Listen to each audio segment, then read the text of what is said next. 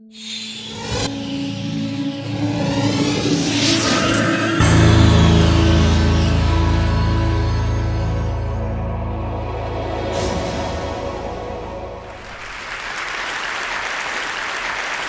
a contemporary artist with a bit of an unexpected background. I was in my 20s before I ever went to an art museum. I grew up in the middle of nowhere on a dirt road in rural Arkansas, an hour from the nearest movie theater. And I think it was a great place to grow up as an artist because I grew up around quirky, colorful characters who were great at making with their hands. And my childhood is more hick than I could ever possibly relate to you, and also more intellectual than you would ever expect. For instance, me and my sister, when we were little, we would compete to see who could eat the most squirrel brains. And, on the other side of that, though, we were big readers in our house, and if the TV was on, we were watching a documentary. And my dad is the most voracious reader I know. He can read a novel or two a day, but when I was little, I remember he would kill flies in our house with my BB gun. And what was so amazing to me about that, well, he would be in his recliner, would holler for me to fetch the BB gun, and I'd go get it. And what was amazing to me wasn't, well, it was pretty kick-ass. He was killing a fly in the house with a gun. But what was so amazing to me was that he knew just enough how to pump it, and he could shoot it for, like 2 rooms away and not damage what was on because he knew how to pump it just enough to kill the fly and not damage what it was landed on. So I should talk about art. Or we'll be here all day with my childhood stories.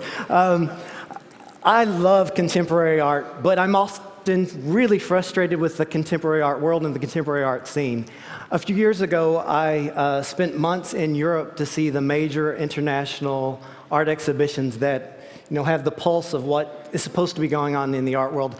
And I was struck by going to so many one after the other, kind of with some clarity of what it was that I was longing for. And I was longing for several things that I wasn't getting or not getting enough of. But 2 of the main things. One of it, I was longing for more work that was appealing to a broad public, that was accessible. And the second thing that I was longing for was more exquisite craftsmanship and technique. So I started thinking and listing what all it was that I thought would make a perfect biennial. So I decided I'm going to start my own biennial.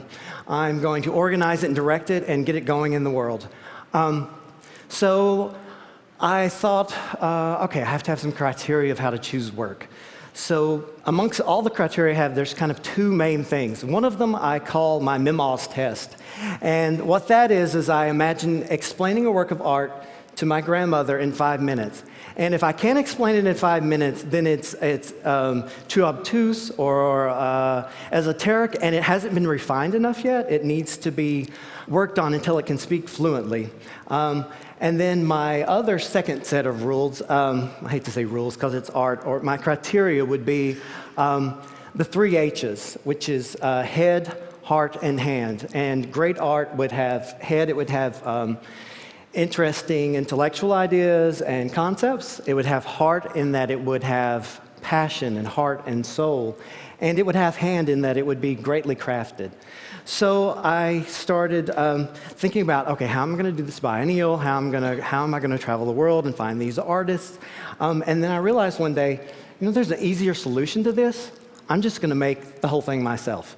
And so this is what I did. I thought, okay, a biennial needs artists. I'm going to do an international biennial. I need artists from all around the world.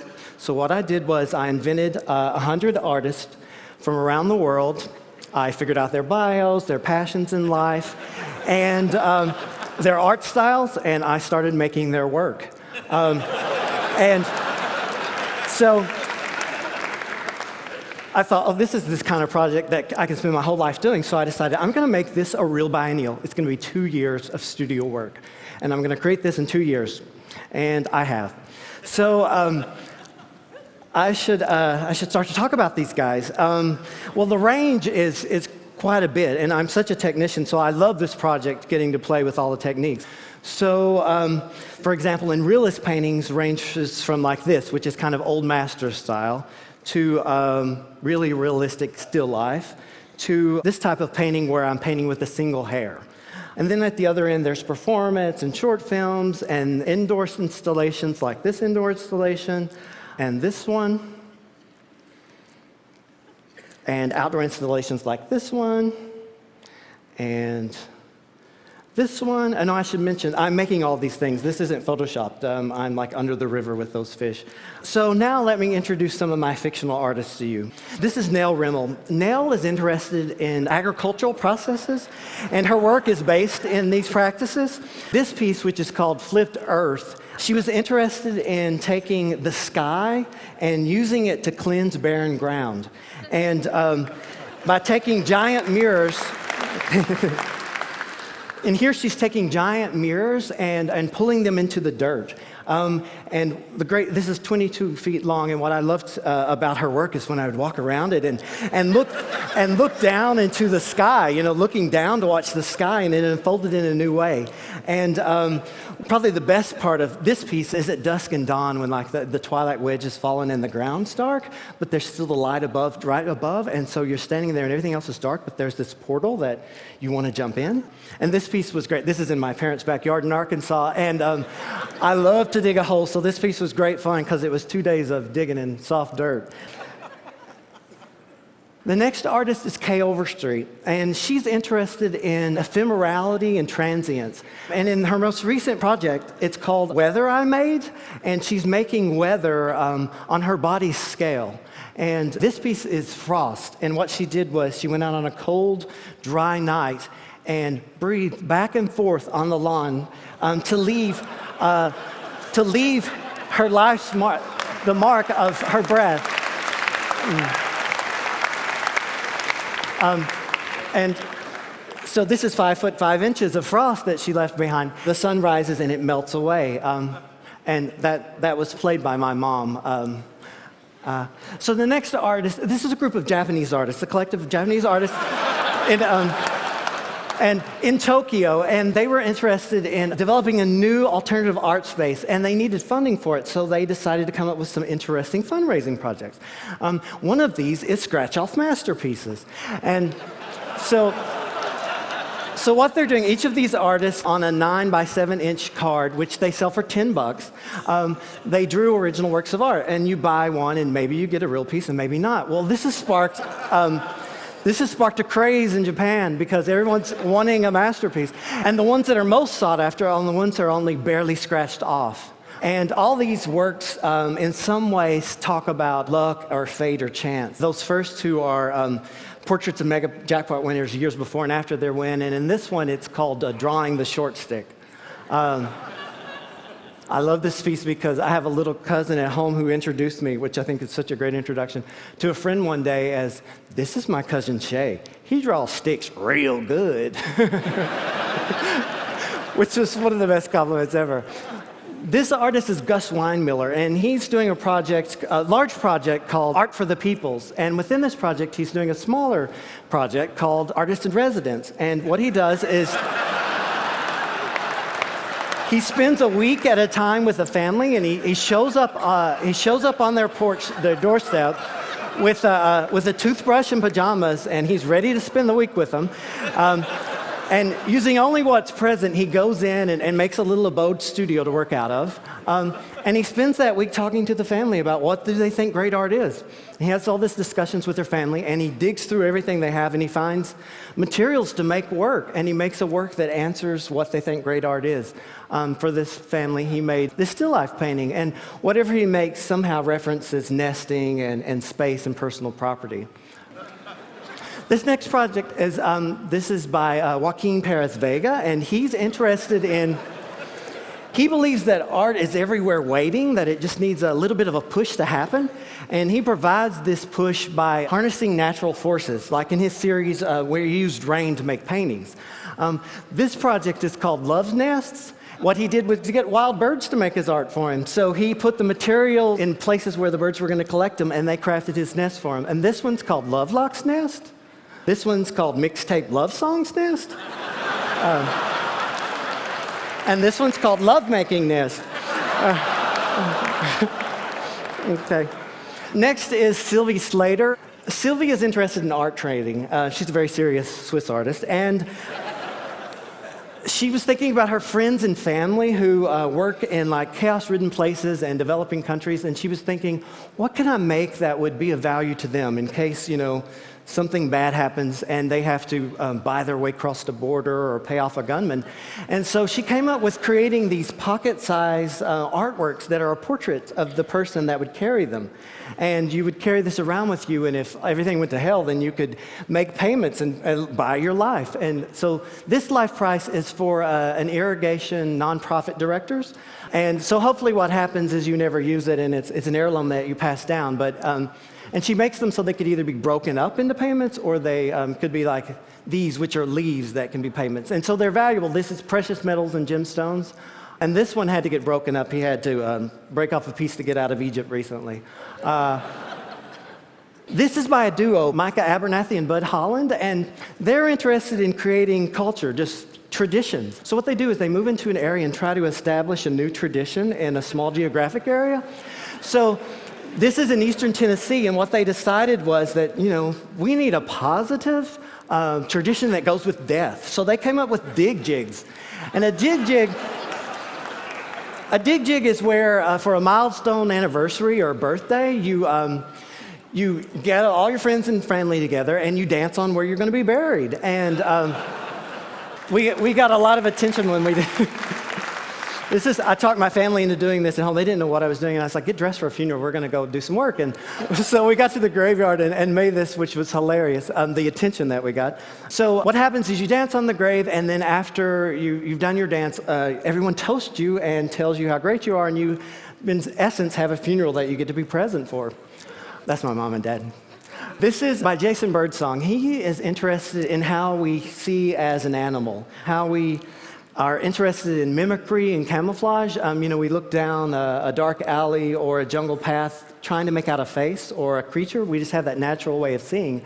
And he plays with this idea. And in this piece, those aren't actually leaves. They're butterfly specimens who have a natural camouflage. So he pairs these up. Like, here's another pile of leaves. Those are actually all real butterfly specimens.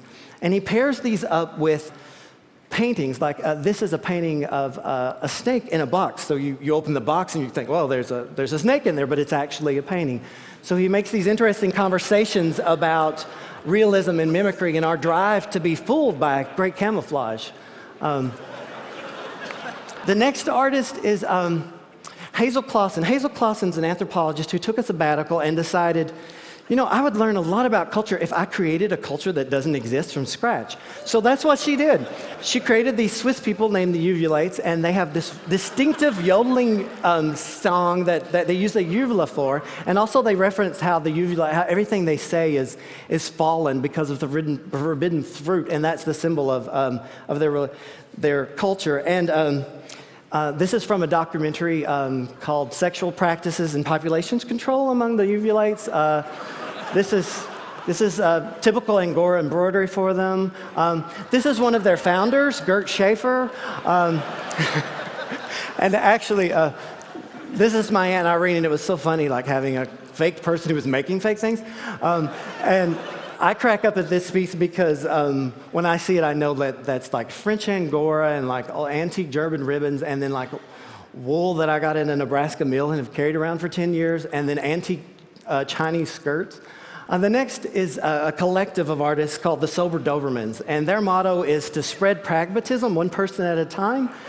And they're really interested in how over-coddled we've become. And so this is one of their comments on how over-coddled we've become, and what they've done is they've put a warning sign on every single barb on this fence.